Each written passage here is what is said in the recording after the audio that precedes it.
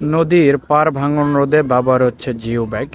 তো এরকম আপনাদের নদীর পাশে অথবা পুকুরের পাশে যদি ভাঙন ধরে, সেই ক্ষেত্রে জিও ব্যাগগুলো প্লেস করে কিন্তু পাড় ভাঙন রোধ করা যায়।